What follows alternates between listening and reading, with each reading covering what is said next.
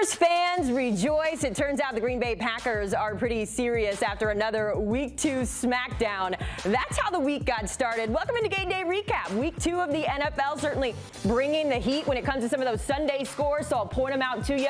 We went from the Dolphins nearly being held scoreless in Week 1, and then they turned around and almost beat the Patriots. We're going to break that one down for you as well. Aaron Rodgers, Week 2 performance not as strong as Week 1. We'll break down that one, what went wrong, what went right in that matchup. The Eagles, the Chiefs, we had a Super Bowl rematch there. There's a lot to get to. I'm Haley Sutton. Let me introduce you to our crew while we're at it. I heard on social media a little birdie didn't know who Damien Harris was, so let me introduce you to our two-time national champion, our three-time SEC champion, and of course, the Alabama alumni NFL running back Damien Harris joining us fresh off of his second baby. Damien, welcome.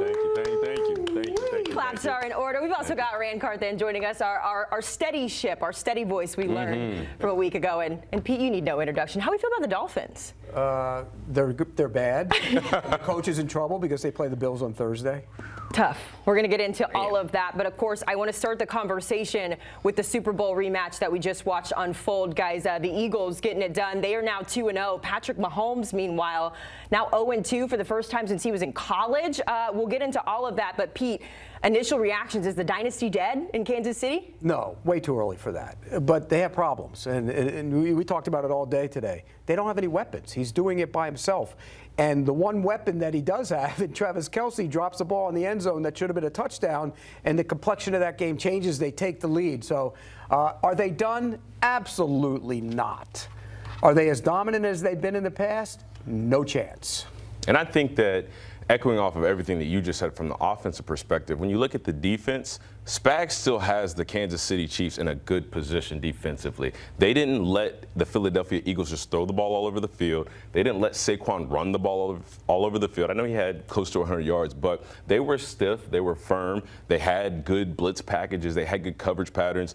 A.J. Brown, quiet day. Devontae Smith, semi-quiet day. So, again, Pat needs some help on offense. Defensively, they're fine, and I think that's why the dynasty is still alive in some regards. Yeah, you were really impressed with Patrick Mahomes. Rand, what stood out to you in this one when it comes to the Chiefs and the rest of the season, especially when you look at this schedule coming up here? How are you feeling? Give me a vibe check.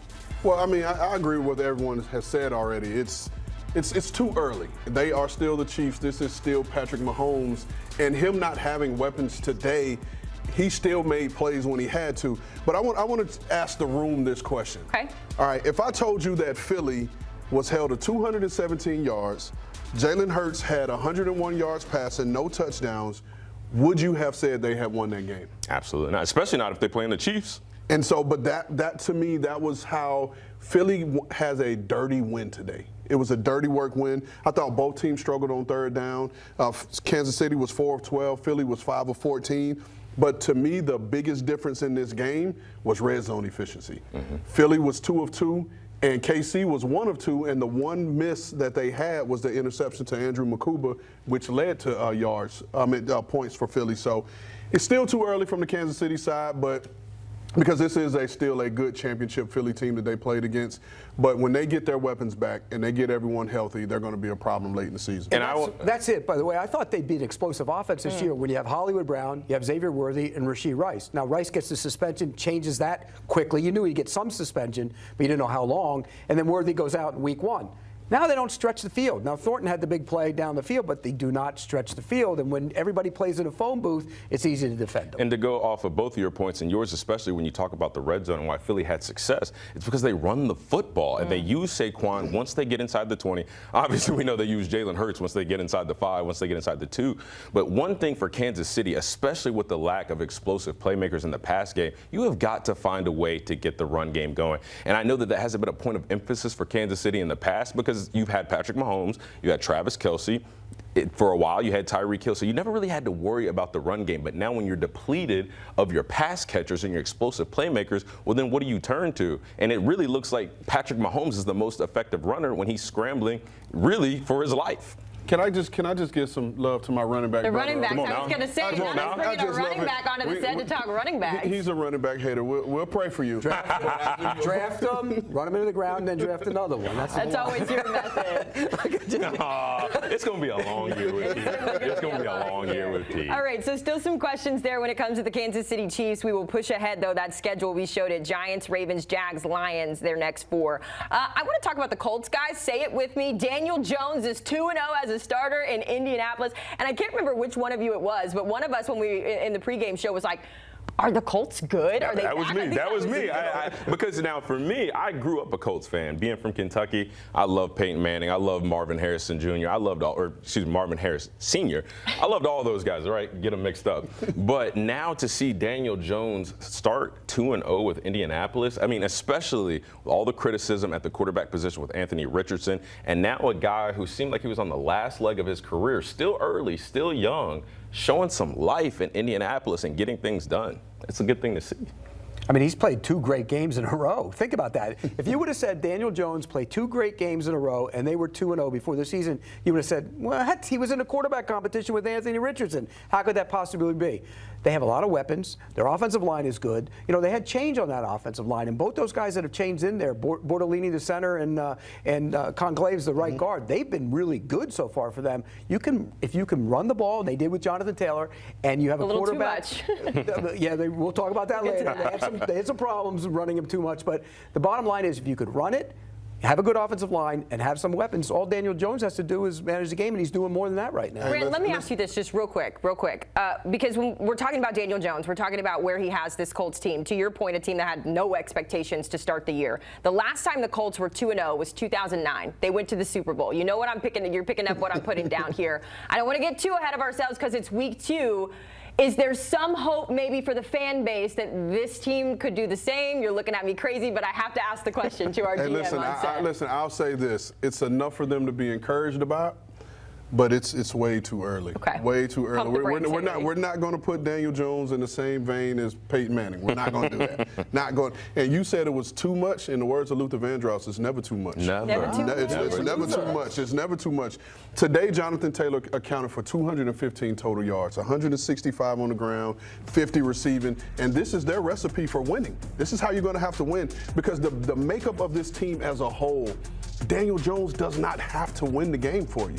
He just has to play good, sound, efficient, and that's what he was today. 23 of 34, 316 yards, had a touchdown in the air, had another touchdown on the ground, and the most important stat of the day, no turnovers. And that's how you're going to have to play in this division particularly and to be able to make the playoffs in the AFC. Well, that's compare him to 2009 when he was a bandwagon front-runner jumping fan back then. Come on, you can't do that to Daniel Jones. We did talk, though, as we were prepping for this one. It wasn't all good for Shane Steichen, particularly on that final drive. It got a little wonky there when they were okay with going for the 60-yarder here. But, Pete, you took issue even before they attempted that 60-yard. So walk us through just the play calling there by the Colts at the end, why you were so frustrated, I guess. Okay, you get the 1st and 10 at the 43, and you have all 3 of your timeouts. You run it with Taylor. Okay, I'm okay with that. You run it on 2nd down?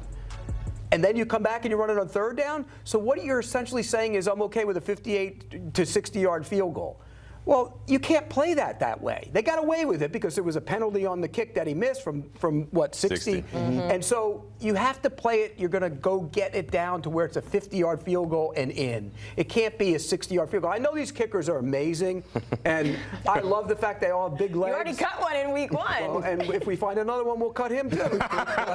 But the bottom line is you can't play it for a 60-yard field goal. If you do that consistently, you're going to have a problem. By the way, you had a couple other instances where you had some mistakes in that game, and we'll get to them later, but at the end of the game, they got away with it. And I do want to say something. They did get away with it, and I'm surprised that they did because the lack of awareness in an end-of-game situation from a Sean Payton coach team to have a penalty for attacking the snapper on a field goal. Like that's something you learn or you go over the first day of training camp. And when you talk about those end-of-game situations, you practice them all the time, and they rarely come up. But when they do come up, it can cost you just like it cost the Denver Broncos today. I'll say this, and that was a great point, because not only was it a penalty, it was a 15-yard. Mm-hmm. It wasn't 5. It wasn't 5. That was a big difference.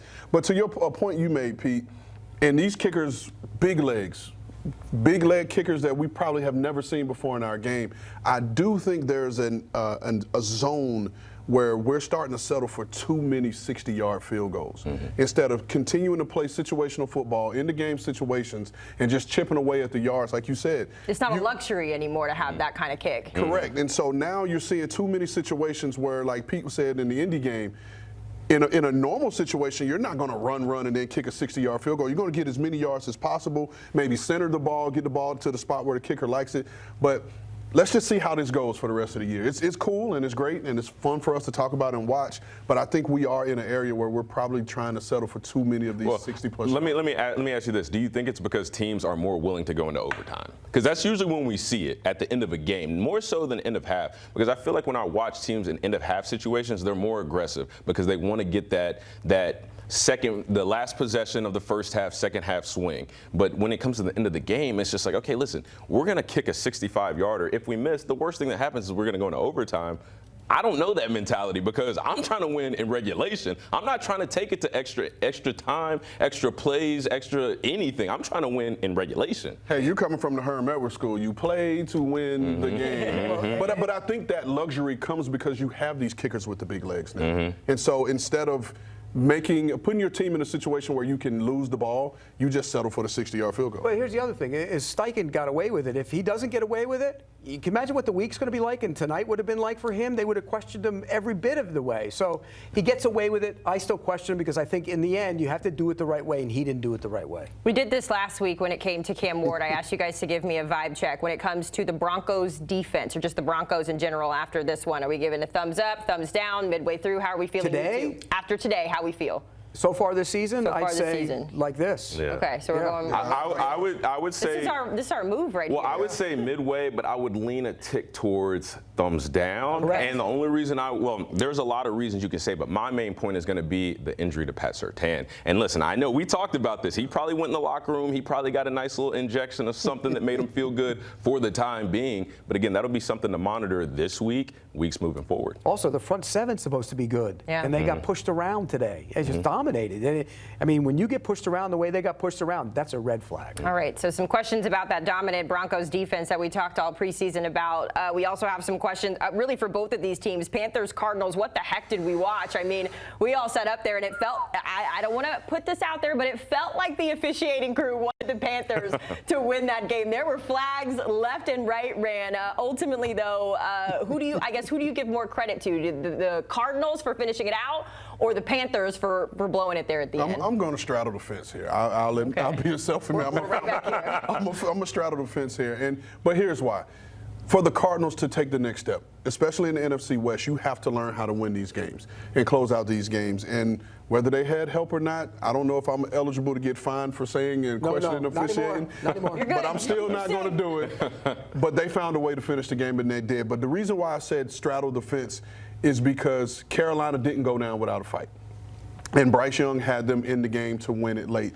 They recovered an onside kick. I mean, what was the percentage? It's a single-digit chance. I think it's the first one all year. And it's a single-digit chance that you're going to recover the onside kick, and they were able to. And so he had them in the game, especially at a point where it looked like the game was going to be out of reach, and they fought to go to get back into the game. So to me, this is a situation, a great opportunity for this young Carolina team to learn from, especially playing that type of game on the road. Well, you know what? They gave out a little tiny trophy for the winner of the Tiny Bowl. I'm tiny, so I can make that joke. I can make that joke. Kyler Murray went to the stage and he got a little tiny trophy for the winner of the Tiny Bowl. I mean, look. And Pete gave it to him. Yeah, exactly. You the first recipient. To give it to him too, by the way. Stop it.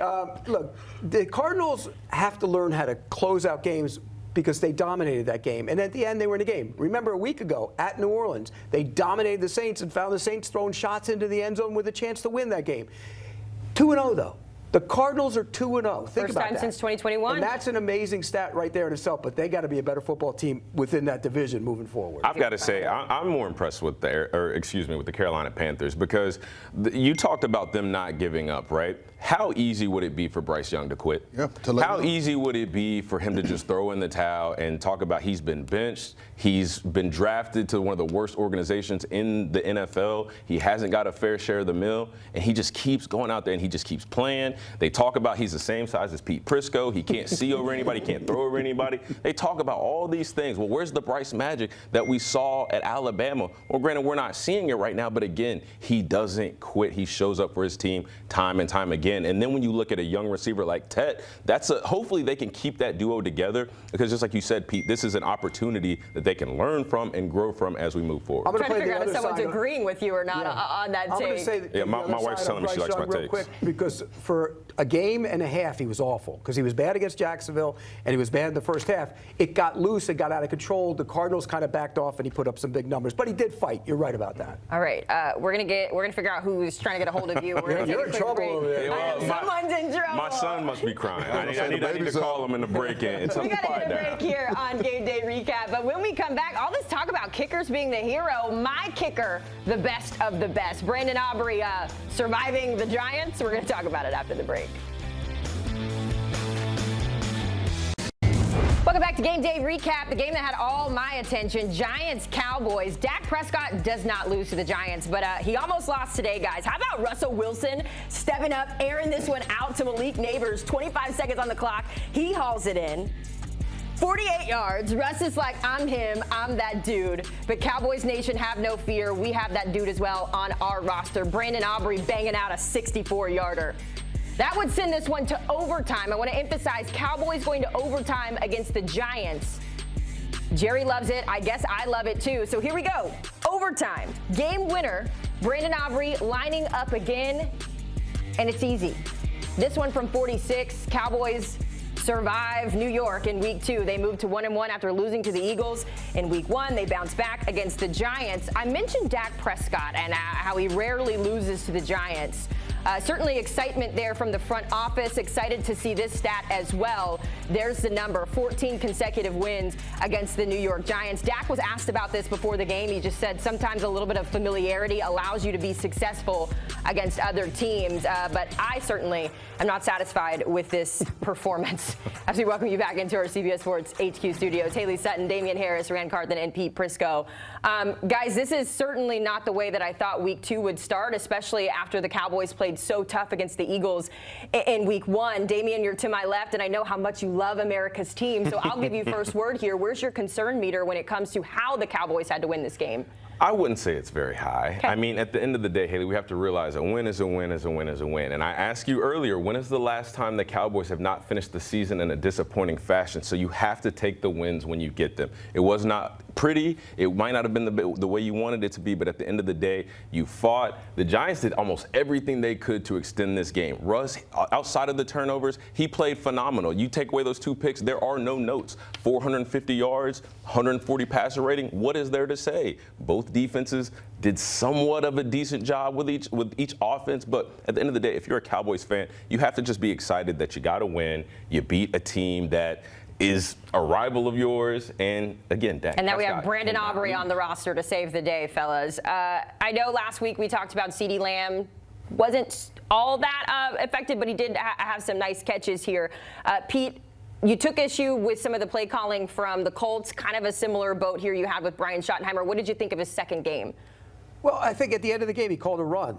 And then to settle for the 64-yard field goal. I don't understand that. I mean, look, Brandon Aubrey's a great kicker. Don't get me wrong. He's a fantastic kicker. He can make the 64-yard field goal. But why put it on that? Why not try and throw a quick out for another 5, 6, 7 yards and make it a much more manageable field goal? Again, it's overthinking it when you settle for an inside run. And it was a draw play, I think, and he got tackled for about 5 yards. But why not try and get 10 yards and make the field goal easier? He would have had more time. And by the way, he let the clock run down a little bit. But I want you to look at this, because I feel you maybe on some of the other kickers, but when you think about what Brandon Aubrey has been able to do in his short time in the NFL, I mean, he's got 2 of the league's longest kicks, and he's been in the league for, 3 years at this point?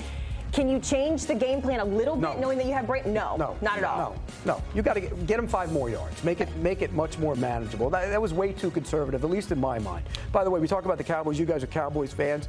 It's me. Yeah, I was going to say, it's her. It's me. She's the Cowboy fan. But the bottom line is they turned Russell Wilson into Dan Marino in his prime. We're going to talk about and Russell Wilson. That's the biggest concern about the Cowboys. I want to give you last word on the Cowboys unless you want to go ahead and jump over to Russell Wilson. Your world, Rand. Well, I'm going to segue, and I'm going to roll both together. Okay. To me, the biggest concern for this Cowboys team is that defense. And it's not just because of the amount of yards that they gave up today, because we talked about it. Russ had 450 yards, I think 3 touchdown passes, but you had 8 plays of 24 yards or more that this defense gave up. But listen, this is a division game. These games are crazy. They're up and down. But Dallas has to pay attention to this defense, and they're going to have some concerns there. And I know there's some stuff that came out while we were watching the game of them trying to address areas already that they feel like they need to take a better look at. But Russell Wilson, like, for everything that Pete said about him last week. We were getting there. We have the For receipts. everything that Pete said about him last week, Russ stepped up and played about as good a game as he could play. Before the last play in overtime where he kind of tried to tuck the ball and the ball went backwards, lateral or whatever you want to call it, that was the most yards he had thrown for since 2017. Mm-hmm. And he was playing out of his mind. Damien can tell you, it's those games, because Pete's never played the game. You know? Oh, wait, he went there. He went there. So, don't disrespect me like that. Rand or Ryan? Rand or Ryan? Don't you disrespect me. I will say my initials are RC, but. Yeah, but by the way, I hate to tell you guys, we're all on the same team now, in case anybody's wondering. Oh, my God. Get us back on track. Russell Wilson. But those are the games where you're just in a zone, and you're just playing at a level that you can't explain why you're doing what you're doing. And that's why Russell threw that interception late, because I'm looking at it here. Donovan Wilson, the safety, 3 of those deep balls that went for touchdowns were on him. And so Russ went right back to the well, and the ball just got away from him. He hung it inside, and then when Donovan Wilson needed to make a play for his defense, he did. But you can say what you want to say about Russ. He played a heck of a game today, put up a ton of points. And so to you, Pete Prisco, you know what Russ said to you. That's all I'm gonna say. I was going to actually give you the floor here, because this time last week you were telling us that Russ was done. He's a backup. He can't do anything. And then today, I want to make sure I get his stat line correct. Only 9 incompletions, 451 yards to Rand's point, the most that he's thrown since that 2017 game. He had 3 touchdowns, interception. His 5th 450-yard passing game in history. So where are we at with Russ? Look, he played well today. Do you believe in him? Did he save his job? For now. Do you believe in him? Because if you believe in him, he's 0-2. He played well today. When the game was on the line, what did he do? He threw 1 backwards, and he threw an interception.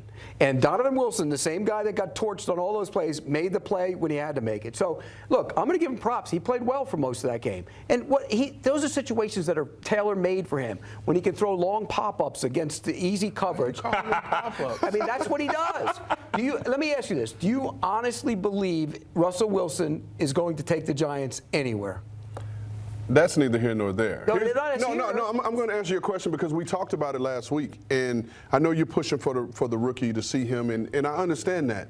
But again, it's about what's around him, right? And Russell Wilson did his part today, and he got everyone involved. But he still needs more weapons around him, whether it's him, whether it's Jameis, whether it's Jackson Dart. They're going to need weapons around them to make this thing work. And so that's the part I don't believe in. I don't believe in everything that's around And to that point, once the game got on the line, once Russ started pressing, you saw him just with that mentality of, screw it. Malik Neighbors is down there somewhere. I'm just going to chuck it up and throw him the ball. And I think that emphasizes your point. There needs to be other guys because we know the Cowboys knew when the game is on the line, the ball is going to number 1. So they need somebody else, whether it's Wan'Dale Robinson. Well, he had a good game today, but he wasn't effective enough to where when the game is on the line, there's confidence to go to him when 1 is double covered. Look. It was a great game. I think I'll be honest with you, it's a one-off. You're not going to get close to that from him. You're going to get, it's more like what you saw last week. That's what I think. I'm going to just get a montage of everything you have to say about Russell Wilson, and we'll see how long. We'll see when how he's sitting on the bench in week 7, come talk to me. We're just going to create a CBS receipt of Pete's comments. It's just going to get. Hey, there's plenty of good ones, plenty of bad ones, believe me. Well, we're going to go to another bad coach when we come back here on Game Day Recap. Pete Prisco, not a fan of the orange jerseys, and Mike McDaniel, and boy, that seat continues to heat up. Another L in Miami. We'll break it down. And is Mike McDaniel's job on the line? Come on back. Well, the seat is certainly heating up for Mr. Mike McDaniel. There he is, looking cool in his sunglasses. Wonder if he'll feel this cool if his job is not still there. Miami falling to 0-2. Tua Tagovailoa picks up his first loss to the Patriots. And how about this? This was pregame, guys. Fans flying over Hard Rock Stadium. Fire Greer, file McDaniel. Pete Prisco's been calling for that for all summer. What is it? Certainly the wheels falling off a little bit out in South Florida. And we pick up the conversation right there with the crew. Guys, this just goes from bad to ugly. It's the first home opener loss under Mike McDaniel. Dolphins' first 0-2 start since 2019. You kind of expected this? Well, I didn't expect them to be as bad as they are. And this is a team, when you look at them, they're worse than I thought they would be. And I thought they would be at least 1-1 maybe at this point. But the way they play, they just look lost at times. And it doesn't look like there's any consistency to it. I go back to the discipline. I'm a big guy on coaches instilling discipline in a team. You played for Belichick. You know, you've been around the league. Discipline, discipline, discipline. This team lacked it, and now they tried to have it. You can't go from one to the other. You can talk all the talk you want. We're going to go on an 11-day trip. We're going to bond together. We're going to do this. No. You have to either instill that. When you become the coach, you can't change who you are. And guys look right through you. If you try and, you know that. If you're trying to be something you're not, that's a problem. They go to Buffalo Thursday.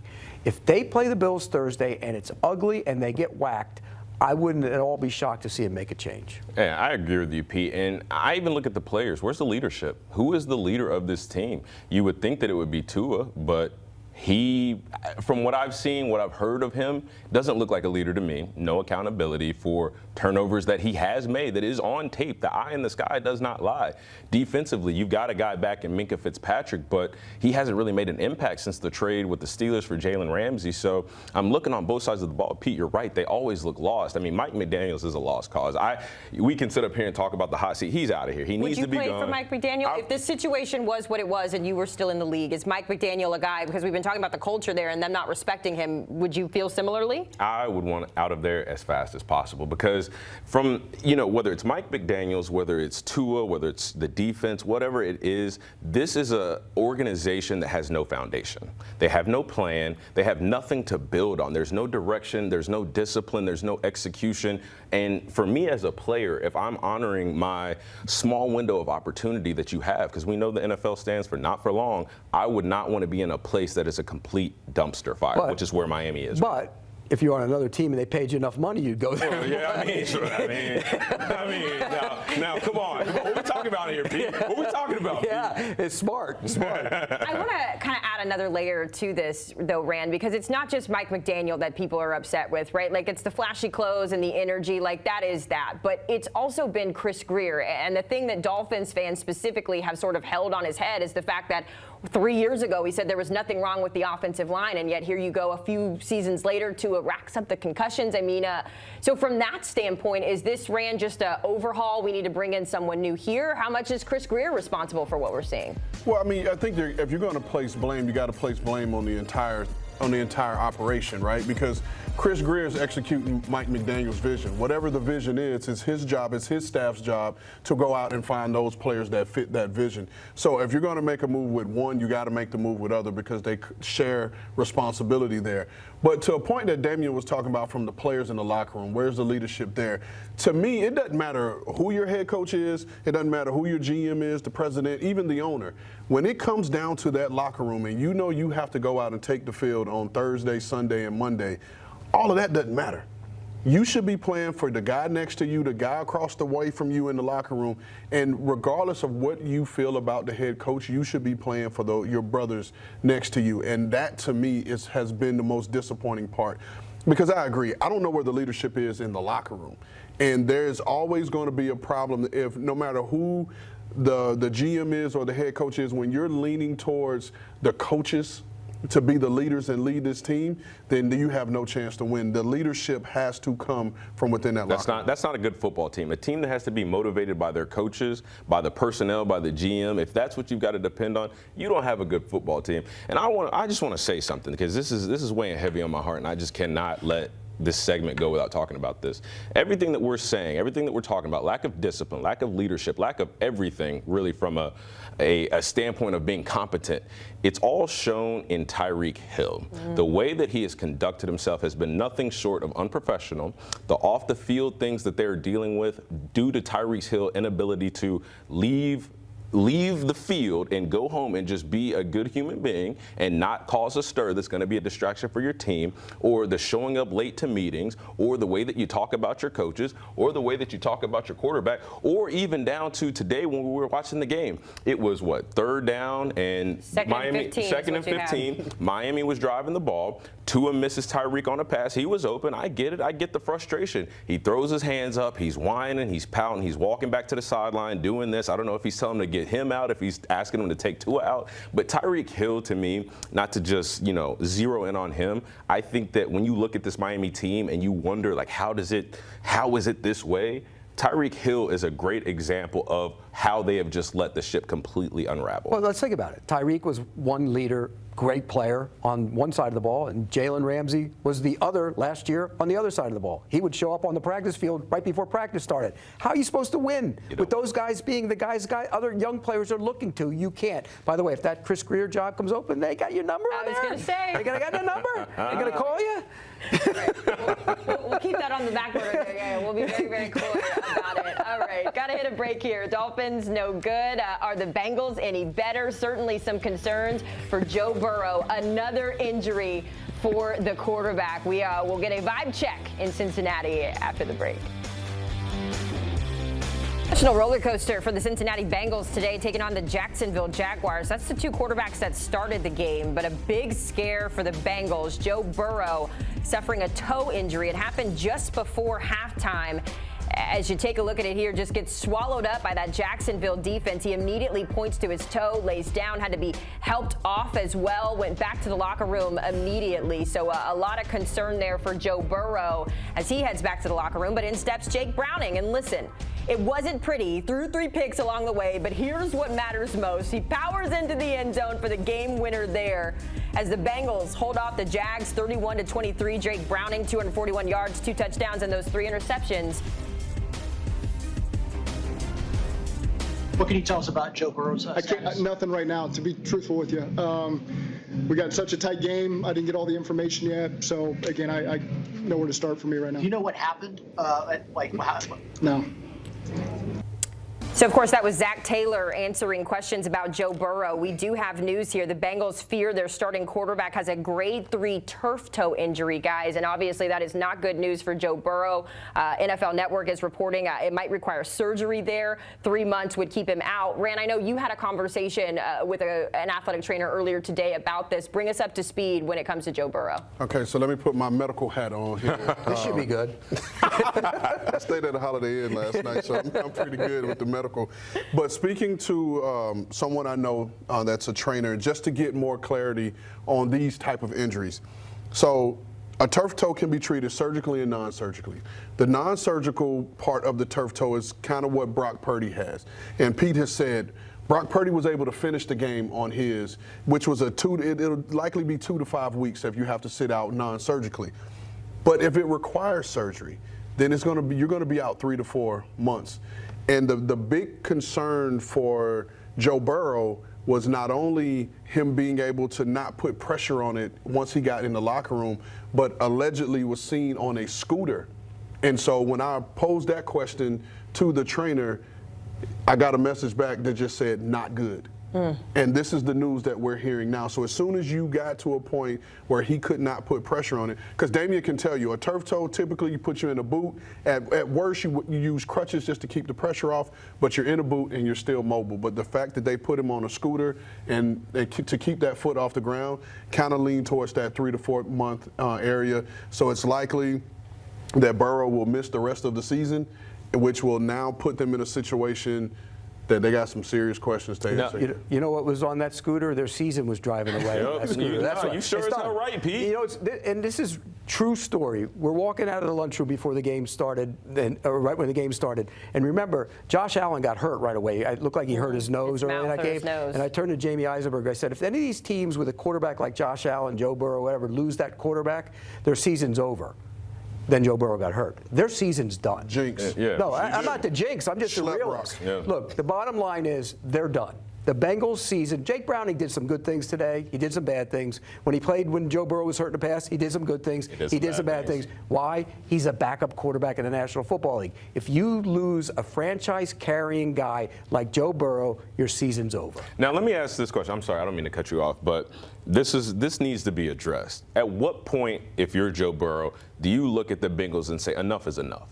Enough is enough, because truly, we can sit here, and Pete, I know you would agree with me in saying this. Joe Burrow is the prolific pocket passer at the quarterback position. He is this generation's Tom Brady, their Joe Montana. He is that guy. They are wasting his prime. If they could just protect Joe Burrow, and we've been talking about this since he left LSU in 2019, if they would just protect him, he could have already had multiple MVP awards. He might have had a Super Bowl by now. His career, as good as it is, would have been so much better. So if I'm Joe Burrow, even if I did have the opportunity to come back this season, why would I? What motivation do I have? Because I'm a guy that's getting paid over $55 million per season, but you cannot make a dedication and a commitment to protect me as an asset of this football team. Not as Joe Burrow, your favorite guy, as the most important asset to this football team. You can't make that commitment. What does that say about how you truly view where we're taking this ship? Okay, so I'm going to take my medical hat off now and put my GM hat on,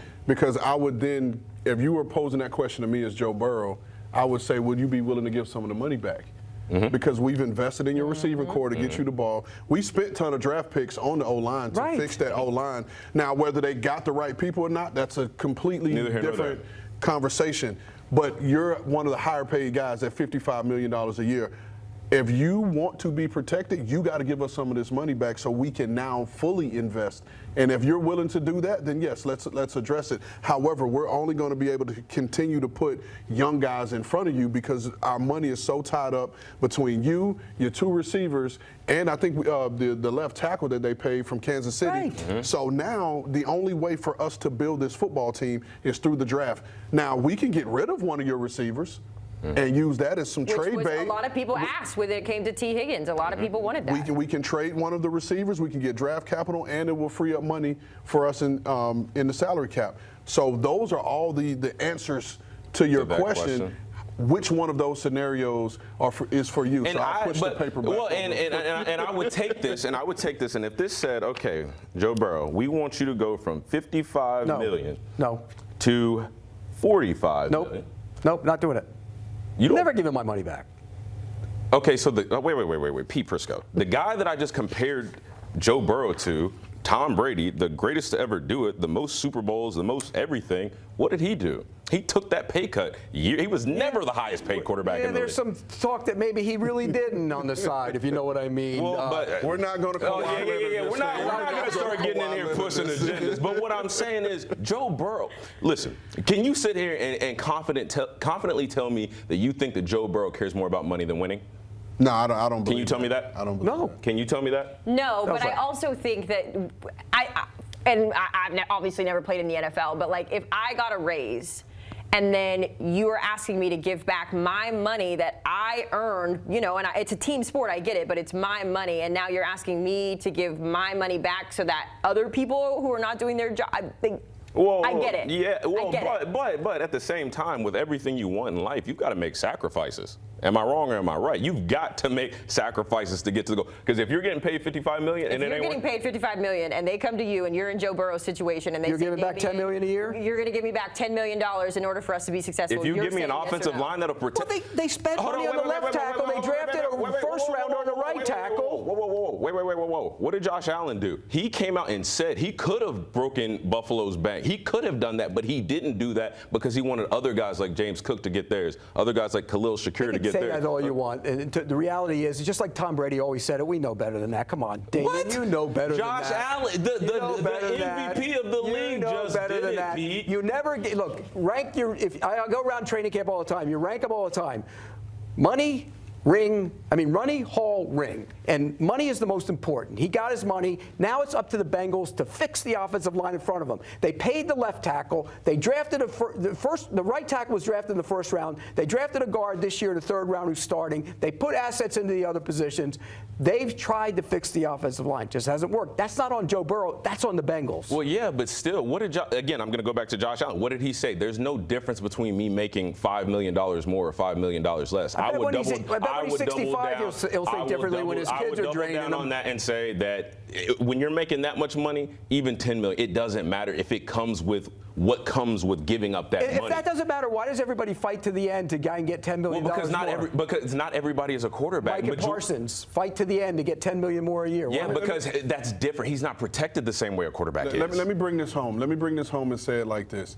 I think the scenario is different if Joe Burrow had already won a championship. Okay. If he's already won a championship, you can make those sacrifices to give up your money to go get other players to surround you with. I think that was where Tom Brady was. He had already won a championship by the time he had gotten paid, and so those things were important to him so he could make those sacrifices.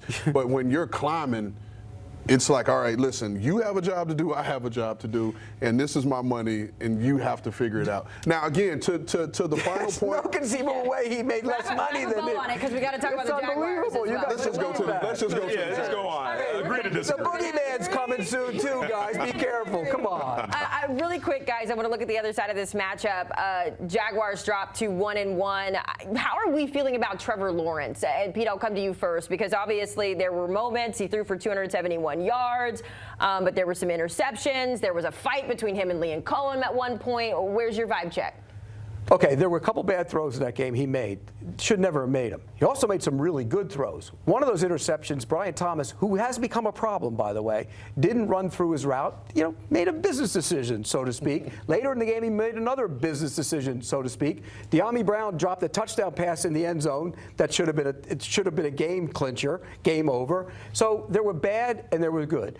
As far as the sideline thing, I talked to some people. It's not that big a deal. We have the video of it. I want you, maybe we can react in real time here because maybe it's a concern. You've got Liam Cohen on the side beating on his chest. It almost is like, listen to me, and Trevor obviously is not paying attention. Now, Pete Prisco, if you sit here and tell me that you believe whoever told you that this is nothing, you're flat out lying. I'm going to tell you what that is. What is that, Pete? The ball went off of De'Ami Brown's hands, and he wanted it would have been a tough catch, but he should have caught it. He wants the ball down here. That's all that was. Well, yeah, and the reason why Liam Cohen wants it that way is because he makes him practice it that way every day at practice. So and I'm not saying he shouldn't have caught the ball. That by no means am I excusing a drop. All I'm saying is if I'm a coach and I make you practice something a certain way and then you go out in the game and you don't do it that way, then it's my job to correct that. It's my job to sit here and tell you, put it on his chest. Even though he should have caught the ball, that doesn't mean that you did your job as well as you could have done your job. Liam Cohen should worry about his own job. He went for it on fourth down late in the game when he should have kicked the field goal. Bottom line, even got to your cuts yet. But the bottom line is, when you throw a ball here, the guy's supposed to catch it. Liam Cohen's getting a little too emotional because the ball wasn't right. Now this is Liam Cohen overstepping by telling a quarterback to do something that he's coached to do every day in practice. By showing him up on the sideline, that's a bad look. By telling him to put. What do you mean that's a bad look?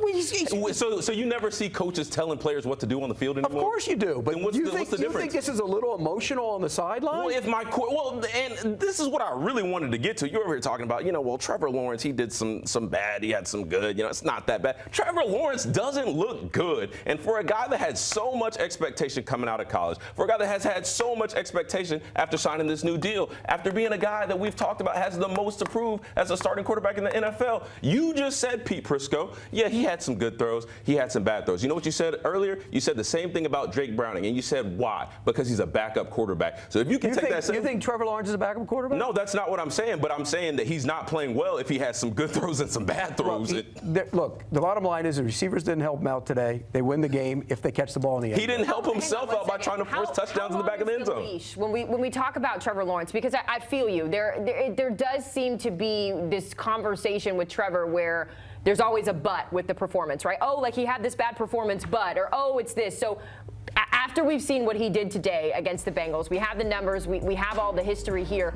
how far is the leash before we go another season of saying he's supposed to hit these expectations? If he doesn't, and if they don't play well the rest of the way, there's major questions about him. They're already not playing well, Pete. They're not. He didn't play well today?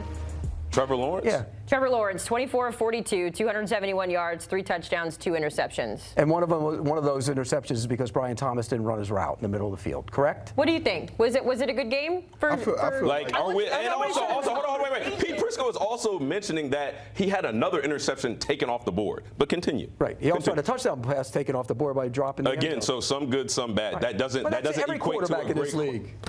I feel great. I feel like I'm a judge on I one know, of we those moved shows. you seats, and now we've got And I get to hear David, this. here you go, Dave. I'm almost like a He's got kid listening to both of his parents argue, and I'm just going back and forth. There are flaws. Here's what I'll say about the Jacksonville Jaguars. What is their identity? They don't have an identity. And it's not a passing team because Trevor Lawrence isn't passing the ball that well. Well, they were a passing team today because I don't know why they were. And we talked about it as we were watching the game in terms of situations of why not just run the ball. And so this is where I feel the big question for me is, what is your identity going to be? Trevor Lawrence is talented. Whether he plays well consistently, I'll let you two finish arguing that point. Damien's got the fan blowing over here. It's Listen, blowing into your mic. Damien's blood pressure is up. It is, but I got you. Listen, folks at home. This is good, healthy banter. Me and Pete gonna hug it out. We're gonna We're fine. Yeah. We're gonna You're entitled to your own opinion. But I just feel like the Jacksonville Jaguars don't have an identity. And you don't know what they're going to be on a week-to-week basis. And I don't think they've had an identity through the crisis of multiple coaches in there. I know what they want to be. They want to be this new modern offense that throws the ball up and down the yard, but it hadn't produced results. And you have your games from Etienne when he's in, and he'll produce and he'll have these big games, and they typically win. But it's not just even on the offense. The defense has to play better. They got a talented front that they've invested draft capital in, that they've paid, but then they've made decisions in the secondary. They have guys in the secondary that can't particularly hold on in coverage. And then you have to figure out, how are you going to play Travis Hunter? 81 plays today, and he did nothing. Yeah. And so you got to figure that out. So again, it leads back to the point of, what is your identity as a football team? Well, last week they ran for over 200 yards, and they didn't run the ball today. Why? I have no idea. All right. Well, they take on the Texans next week, so we'll give them maybe one more chance for Trevor Lawrence to prove who he is, and we'll have this conversation again next week. The Bengals, meanwhile, will take on the Vikings. I do want to take you guys to Pittsburgh before we wrap up this very spirited conversation. And there was a very specific play at the end of this one that I want to talk to you guys about. Caleb Johnson, the rookie, is back on the kickoff. It goes through his hands. The ball then rolls into the end zone. Caleb's headed to the sideline. He's like, okay, whatever, this is done. But Rand, obviously, if this is a player that you drafted, this is certainly not what you want to see as well. Before we get there, though, let's listen in to Mike Tomlin on his thoughts. Kickoff that they recovered. It's poor judgment by a young player. Is that something you specifically work on in practice? Every day of our lives. Enough said there. Short, sweet, and to the point. Listen, I don't know what profound answer they wanted him to have. Maybe show some tape of the drills that they use. This was just complete lapse of judgment. I don't know if he reverted to college, where if you don't feel the ball, you let it roll and it's dead and they blow it dead. This is the National Football League. The ball's always live until it's not. And this is what they teach you from the moment you take the field. So this, to me personally, this is where, again, and you were talking about it, Haley, this is a draft pick. So you're not going to cut him. But for me personally, and knowing that he's not playing that big of a piece on offense, for me, he would sit next week. He would sit next week. He a would healthy be scratch. Yes, he would be inactive, and we'll get guys back there that know the rules, that understand how to play this game. Because, again, this is a game of interest. And everything matters. And I think, I don't even remember where we saw. I think the game was on the line there for that. Yeah, I think it was, a 3-point lead? Yeah. Yeah, it was a 3-point lead at that time. And so now we're talking about a 3-point lead that then turned into a 10-point lead just off of a poor judgment call from a young player, which shows me that we can't trust you at this point. Not to say you can't earn it back, but in this short time, and especially losing a game the way they did, that they should have won, no, we got to sit you and we got to put some guys back there we can trust. And I want to say this. This should be a message to all young guys that are in college, rookies right now. Your leash is very short. And if you're not a first-round pick, if you're not the top guy at your position, guess where you're going to be? You're going to be on special teams. And if you don't play on special teams, there is no place for you. So to your point, Rand, I'm sure he will be inactive because with no production on offense, you're shown to be a liability on special teams. And there's nothing worse that you can do in the National Football League other than show teams that you're not even willing to be competent on special teams. That is the quickest way to get yourself out of the football or the National Football League. By the way, the guy who recovered it for a touchdown was a rookie too. So he obviously knew the rule and went and got the ball. And whether he recovered that's a whole other story. It sure didn't look like it. And again, this is one of those things like I talked about earlier, like the situation with the Broncos. Rules like that, they come up all the time in practice. They come up all the time in meetings. But once live bullets are flying, everything just goes out the window. No, the situations don't come up that often. I haven't seen a situation like that for a returner in I don't know how long, but when it comes up, you have to know how to handle it. And if you don't, you're going to find yourself in the same situation as Caleb Johnson. He wouldn't say if he touched it or not either. All right. Well, would you? Of course not. You wouldn't. I will mention as well, there were some pre-draft concerns with Caleb Johnson coming into the conversation whenever he was getting drafted. And so to your point, Rand, it kind of feels like maybe some of that stacks up. We won't cut him yet, but we do have a segment where we're going to cut some people in just a little bit. Got to hit a break here on Game Day Recap. But when we come back, the Lions are back, and so is Dan Campbell. His team gets revenge on their former offensive coordinator. How dominant Detroit was. Next. Welcome back to Game Day Recap, and welcome back to the NFL, the Detroit Lions. Nothing like a 50-piece to soothe your soul after a Week 1 loss to a divisional opponent. They hand their former offensive coordinator a 52-21 loss. Detroit has now won 11 straight following a loss. They haven't lost back-to-back games since 2022, and it also marked their third 50-point game in their last 2 seasons. Jared Goff was electric, and we've been electric here at CBS Sports HQ. This is Game Day Recap. Haley Sutton, happy to be joined by Damien Harris, Carthon, and our guy Pete Prisco. And for those of you at home, we also have Sunday Night Football on. It is a true barn burner, 6-3 there, so we'll keep our eye on Sunday Night Football. But I want to turn our attention to the Lions. I mentioned Jared Goff. He had a bounce-back game, those 5 touchdowns. Damien, when you look at what the Lions were able to do today, it obviously felt like last week was kind of a miscue. What did you learn? What were you happy about when it comes to Detroit's win today? Well, I learned that today was personal for more reasons than one. I mean, first of all, coming off a Week 1 loss, the way that they looked, I know they had a bad taste in their mouth because that's the Detroit Lion of old. That's not the new Detroit Lion identity. And then, of course, facing Ben Johnson. I mean, we saw it at the end of the game. It's 4th and goal. You're up about 4 or 5 scores, and you go for it, and you score. They asked Ben Johnson about it at the end of the game. You could tell he didn't like the question, but he had to answer it respectfully. I mean, what do you expect them to do? And they did it because it was personal. Ben Johnson, now the head coach of Chicago, they wanted to put a stamp on the fact that the grass ain't always greener on the other side, and they proved that. I mean, when you've got Jared Goff, when you've got what they call him, Knuckles and Sonic, when you got them guys, when you got Amon-Ra, when you've got Jameson Williams, you've got just a plethora of weapons, and it's like, this is what you left? You left to go over here? Okay, we're going to show you what you're missing. And then the superstars played like superstars today. So what did I learn, Haley, outside of the fact that today's game was personal? That the Detroit Lions are not going anywhere. They're not a bad football team. Last week was a one-off. I fully expect them to be in the new Detroit Lion fashion that we've seen as of lately. Listen, before we toss it over to Pete, because I'll speak my piece later. It's like we have to get you in. No, on this. Here's what I'll say, and I said this last week. They're a new team.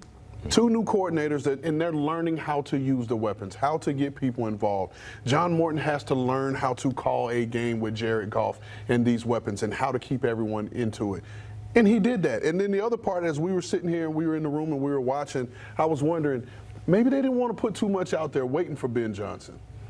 Like, hey, you're going to hold his 50 burger this week. And trust me, I was on the other end of the other 50 burger that you talked about last year with the Titans. But you said it was personal. And yes, it is personal. Because you know, if you're playing your best friend in a one-on-one game, you want those bragging rights. And you're going to run that person's face into the mud. And Ben Johnson, he may not have liked the question, but he was on the other side of it last year. And it was all fun and games until the rabbit got the gun. I'll just leave it at that. So wait, so they lost the Packers game so they could save stuff for this? No, I'm just Come on, Pete. Come on. I'm just saying. I'm just trying to see where he's going. They were trying to win. But no, all I was saying was like, again, they're still learning. John Morton's still learning this football team. I'm with you. The biggest difference for me today was last week when you watch the tape from the Lions game, their identity has always been the offensive line. Strong, physical, nasty, violent. They were not that last week.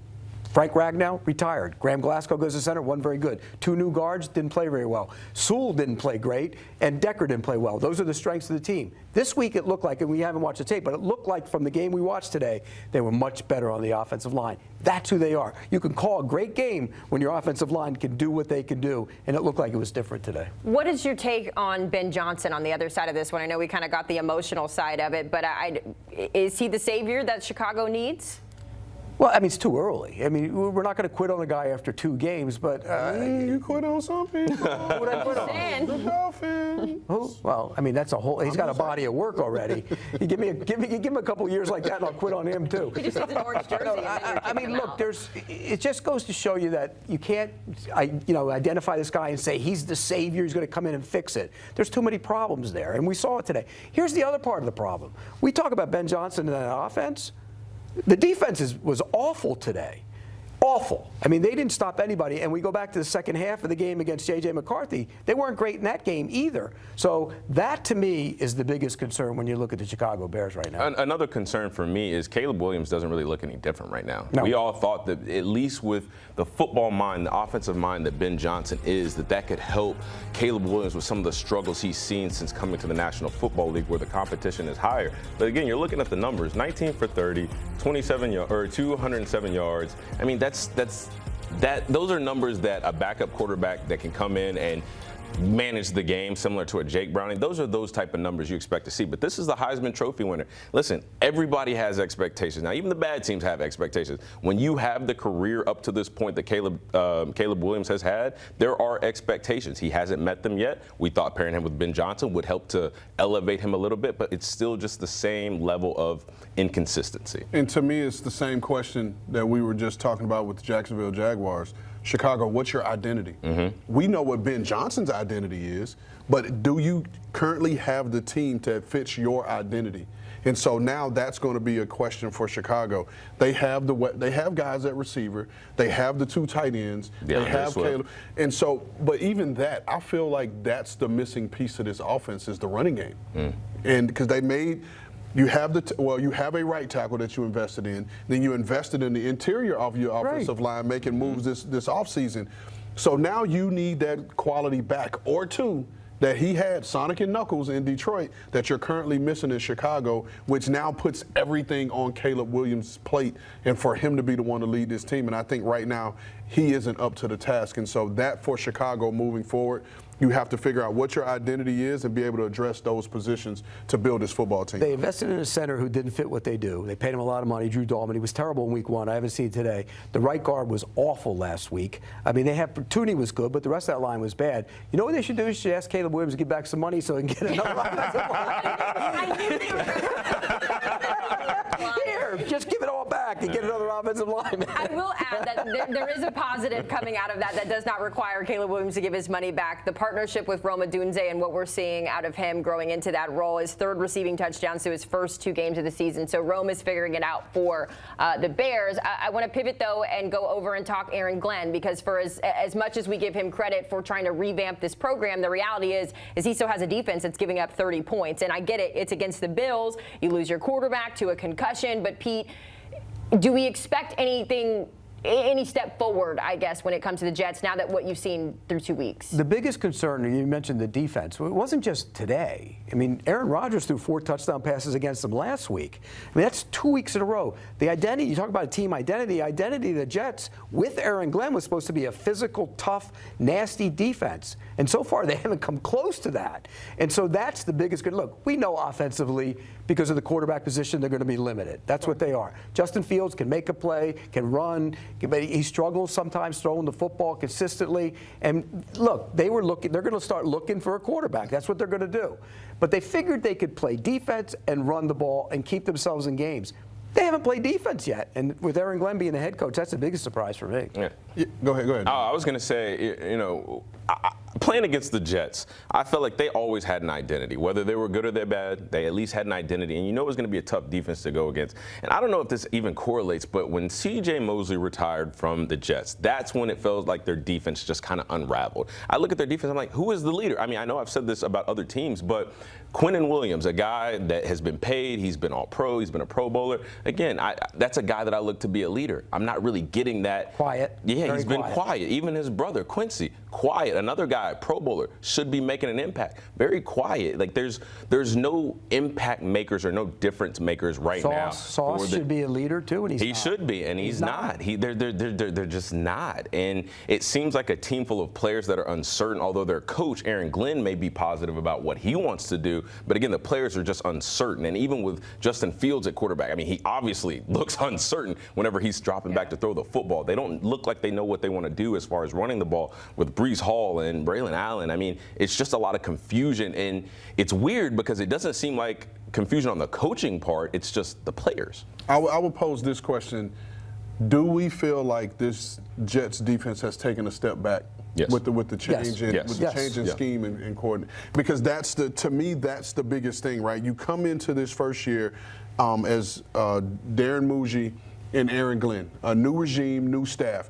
So essentially what you'd like to do when you're building a new organization is you'd like to accentuate what you do well while you rebuild on the other side, right? Which is they're trying to rebuild on offense and add pieces here and there. However, a lot of these pieces on defense aren't technically their guys or true scheme fits for what they want to do. So you have good players, but they're learning a new way of doing things that may not coincide with what their skill set in this scheme requires. But plus, they went out right before the season and got Phillips because they were worried about their defensive tackle position, and so they clearly were unsettled. By the way, if we want to blame anybody for all the Jets mess, let's blame Rick Spielman, okay? He used to sit right in that seat. Right, we'll blame him. This is exactly why in the previous segment where he was trying to put my name out there for the next Dolphins GM, I kept it quiet because I know if that opportunity or any opportunity presented itself, he'll be sitting right here trying to get me fired.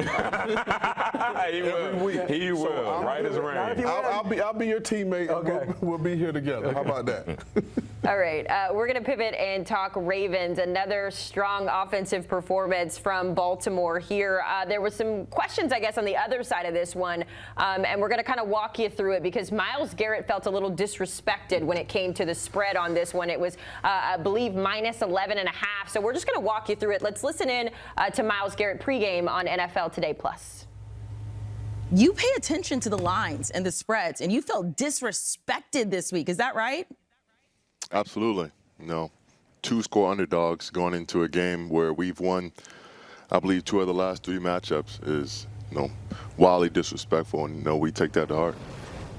Wildly disrespectful. I'm going to read you some stats about the Cleveland Browns today. They start the season 0-2 for the first time since 2017. That year they finished 0-6. They've now lost 5 straight divisional games and 8 straight games overall. And after the game, Myles Garrett called it embarrassing, Damien. It's hard to talk and say what you said in the pregame and then go out and put out this performance. What's the biggest issue that you're seeing? Before you pass it along to him, I want to pass this fan along to Damien before he gets hot. Listen. Before he gets hot with what he's about to say. I'm going to keep this nice and cool. I'm going to keep this nice and breezy, right? Here's the thing. First of all, the spread might have been a little bit too respectful. We're talking about disrespect. It clearly was with a lot of respect. Yeah. A lot. Another thing that we got to address, you can't go out there and talk about how embarrassing it was after, in the beginning, you said this is an insult. Well, you were a part of the problem. Now, granted, Myles Garrett does Myles Garrett things. I'm not saying he's not a good player. I'm not saying he doesn't increase the Browns' chances of winning. But, my boy, if you weren't out there tackling nobody, get something going. I don't even really want to try to analyze this too much. This is just a simple case of don't let your mouth write a check that your ASS can't cash. Because if you do, then you just look like a fool. And I hate it for Myles Garrett because he's not a fool. He's a good football player. He's a great guy. But at the end of the day, you went out, you said some stuff before the game, you didn't back it up, and then after the game, now you're sitting here like, damn, I'm embarrassed. Well, he had a sack and a half, so he did it. He did it. He might want to point to the quarterback because the quarterback was awful today, and which brings up the next question about Do they make a change within the next 5-6 weeks? Or when do you make a change? Because Dylan Gabriel came into the game and he did some things late in the game. So clearly the Browns aren't going anywhere this year. We all agree on that, correct? Correct. Okay, so if they're not going anywhere, don't they have, if you drafted Dylan Gabriel, don't you have to find out what he is rather than have a 40-year-old quarterback play? Particularly he's going to play the way he did today? Well, I think no matter what, at some point throughout this season, you're going to have to see these other quarterbacks play because that's going to allow you to build your team for the future. You're sitting there with 2 first-round draft picks next year, and based off of your record, is going to determine whether if you're going to be in position to take one of these college quarterbacks. And so at some point during this season, you're going to have to find out who these other guys are because you know Joe Flacco isn't your future. Well, we know that Dylan Gabriel went 3 of 3, had 19 yards and a touchdown in this one. So maybe things heating up. Garbage time for Joe Burrow. It was garbage time. But hey, more conversations to be had on Sunday mornings. Make sure you lock into NFL Plus, NFL Today Plus, I should say, streaming every Sunday, 10 a.m. Eastern with Amanda Guerra and the guys.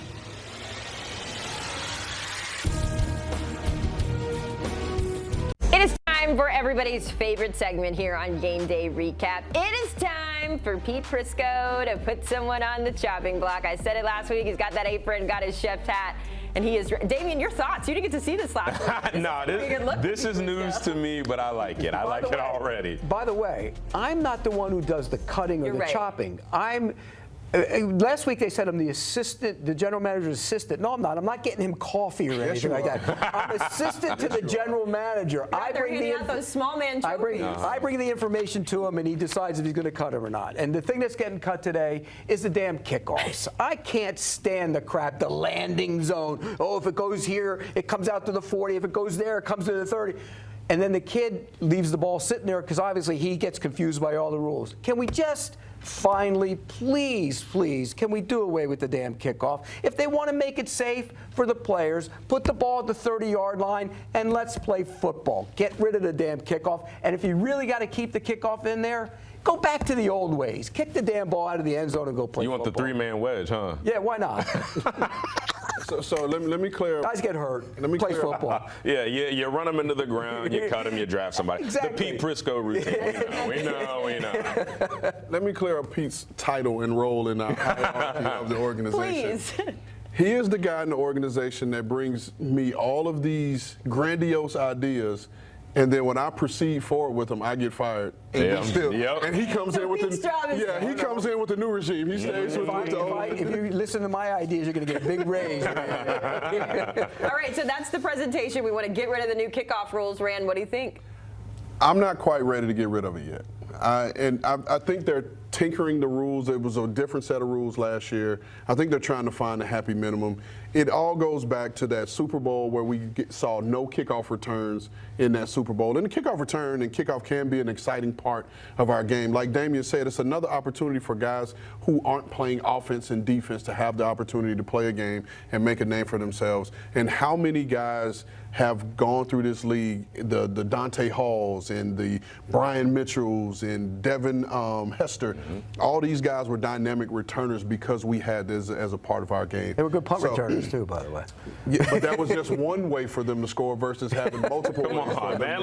Give the guys a chance, Pete. I'm not quite ready to get rid of the kickoff yet. I do think we need to find some different ways to get it done because we're saying this is all in the name of safety and health. Okay, so that one gets shot down, Pete. Real quick, Damien, because we got to go to break. But since you were not here last week, who's your cut of the week? Who are you cutting? Well, I think this would be obvious if you watch the Kansas City Chiefs and the Philadelphia Eagles play. Jawan Taylor's got to go. I mean, this is about as piss poor of a football player that I've seen in quite some time. Like, and I'm just being honest. I'm not going to argue with you. Yeah, I was going to say, tell me if I'm wrong. Any three of y'all, tell me if I just told a lie. It might have been harsh. I would use the word piss poor, but certainly some improvements. I haven't seen one good set. I haven't seen one good run block. I haven't seen anything but penalties. He is the most penalized player by a landslide since he got in the league. He can't run block. He doesn't move his feet. He grabs, he holds, he blocks in the back. He does everything that you're coached not to do. And the fact that they let him keep doing it game after game after game without at least putting somebody else in there to say, hey, we just need to cut down on the penalties so we can have a chance to win the football game. They paid Jalen Moore to play left tackle. He's also worked at right tackle. That could be something that could be making a change. Give you fast word, Rand. Are we good? Are we there? I'm putting you up against it. We're tight on time. Can you tell him to bring his iPad? There we go. Tell him to turn that iPad in. Gator cut the gator, by the way. I love it. Gotta get him out of there. All right, so there's our cut. Pete Prisco's does not pass, but we are getting rid of the offensive lineman there in Kansas City. All right. We're about to wrap up the show here on Game Day Recap. Of course, we are doing it talking about the Cowboys, who I'm cutting, who my winners and losers are after this. Back here to wrap things up on Game Day Recap. It is time for our winners and losers Week 2 edition. We're going to start with my winner. It's Brandon Aubrey. No surprise. I'm going to America's team here. I think what Brandon Aubrey, despite the game plan that you think they should have, I love the game plan. Let them get out there, kick those 60-yarders, and prove everyone wrong. So Brandon Aubrey is my winner. Damien, who is yours? Today, my winner's got to be the New England Patriots. First of all, your first win for head coach Mike Vrabel is against a team that you haven't beat in God knows how long, especially in Miami. Going all the way back to the Miami Miracle, it is known that Miami is a tough place to play for the New England Patriots. Drake Maye looked great. The running back showed today that they are the best position group on the team. They might have some things rolling down in New England. I like to see them keep it going, but they're my winner for today. And for me, I'm going to go with Detroit offensive coordinator John Morton. 511 total yards today. Jared Goff threw for 5 touchdowns. Amon-Ra St. Brown, Jamison Williams both went over 100 yards receiving, and they had a 50-burger. But most importantly, he beat his former boss in Ben Johnson, so I'm rolling with John Morton. Ben who? Real quick, before you get to yours, I know right before you wanted to go Lions. I told you couldn't talk Lions because Rand already had the offensive coordinator, but what stood out to you? Why did you want to change? Well, everything he just said. I mean, Jared Goff, 23 for 28, 334 yards, 5 touchdowns. Jahmyr Gibbs, 12 carries, 94 yards, a touchdown. Amon-Ra St. Brown, 9 receptions, 115 yards, 3 touchdowns. Jameson Williams, another 100 yards, another touchdown. And defensively, granted, you give up 52, or you score 52 points, you only give up 21. Granted, I know that wants to be 0. But at the end of the day, they know Ben Johnson's a good coach. They knew he'd score some points, but they got the job done. The Detroit Lions look good today. And my winner is the San Francisco 49ers. Okay. You go on the road 2 weeks in a row to open the season and win those games, and one of them came with a backup quarterback. Now, granted, it's the New Orleans Saints, but they went to Seattle and beat Seattle, too. You open the season 2-0, and everybody before the season we were sitting there, oh, this team's, I don't know about this team. They're still star-laden. They played today without one in Brock Purdy, and they still found a way to win a game. And George Kittle also not playing. That's a good sign for the 49ers going forward. Mac Jones today, 26 of 39, 279 yards, 3 touchdowns. It was his first career game with more than 250 passing yards and more than 3 touchdowns. So a career day for him. And you want to jump in? I do just have to say, because Pete Prisco called me a homer, I'm always going to be a Mac Jones homer. Shout out to my boy Mac 10 for getting it done today. I'm proud of you, boy. Great game for a backup quarterback. How far can he take it, you think, though? Before we get to hopefully they get almost Brock Purdy. I almost called you something that really would have went bad. Hopefully they get Brock Purdy back soon. Okay, all right. I think we've got Mac Jones stats up here when we look at it. The Mac is back. Mac Jones, who? 215-330. Okay, that's an aberration when you look at consider the norm. That's an aberration. Come on, man. He looked better than Trevor Lawrence today. All right, let's get to losers. Did you see him last year? Get too spicy. No, I'm going off what I saw Losers. today. Who's the losers, Pete? Pete, give me your loser. Who is your loser today? Broncos defense. I mean, look, before the season we were talking about how great this defense was going to be across the board, dominant. And I know Patrick Surtain got banged up today, but he went back in the game and he played. You're accountable. They got pushed around in the front 7 by the Colts. The Colts ran the ball. Jonathan Taylor ran the ball. Daniel Jones looked like Peyton Manning. That should never happen to the Broncos. Remember all that talk? They're ready to ascend to a Super Bowl team. They better start playing better on that side of the ball. Brian? For me, I went with the New York Jets offense. You had 154 total yards. You were 0 for 11 on third down. God, dog. And you averaged 2.1 yards per play in the passing game. Abysmal. To say the least. Where's your concern when it comes to Justin Fields? Of course, picked up the concussion. The offensive numbers weren't great. To Pete's point, sometimes he can be the guy, but others you get days like this. To me, it's yes, you have questions with Justin Fields, but it's your defense. Your defense, like Pete said earlier, you're giving up 30 points a game. And so you're expecting this Justin Field-led offense to score 30-plus points a game. And we know how hard that is to do in the National Football League. And so, to me, it doesn't all fall on Justin Fields. This defense needs to step up. Damien, who's your loser? Cincinnati Bengals. I mean, you just lost Joe Burrow potentially for the season. You got no hopes. You're not going to the playoffs. You're not going anywhere this year but to Cancun on the first trip out. All right. By far the biggest loser. Here's what I say, and I know we're short for time. Cincinnati only ran the ball 17 times today. That needs to change with this change of quarterback. Got to change. My loser is the rest of the Dallas Cowboys because we should be taking the New York Giants to overtime, but I rest my case. Oh, this was so much fun, and we get to do it each and every week. For Pete Prisco, Carthon, Damien Where's Harris. Rand? I'm Amy, and we still got to get Rand on the program. I see that picture. Make sure you join us every Sunday, 8:30. There's only 3 of us. We'll get more airtime.